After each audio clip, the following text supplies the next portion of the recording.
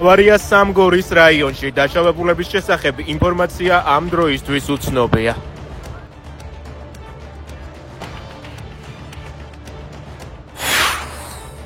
ძლიერმა სიტყვამ კახეთისა და გორის მუნიციპალიტეტებში სოფლები დააზარალა, მოსახლეობა დახმარებას ითხოვს.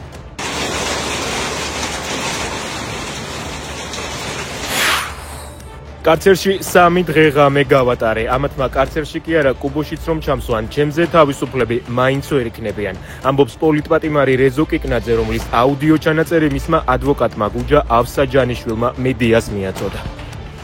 რუსი ოკუპანტების მიერ მოკლულ თამაზ გინტურს დღეს 60 წელი შეუსრულდებოდა.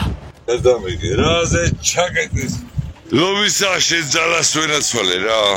შენი ჩამჭედი რა.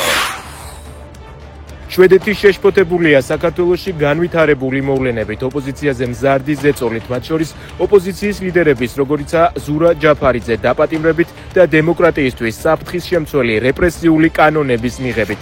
ეს ქმედებები არ შეესაბამება ევროკავშირის ღირებულებებს. წერს X-ზე საქართველოში შვედეთის ელჩი ანა ლიბერგი. სანდრო ბაზაძე მსოფლიოს თასის ვილა დე მადრიდის ჩემპიონია. ქართველმა სპორტსმენმა თურქმეტ ოკეს ძლია და ოქროს მედალი მოიპოვა.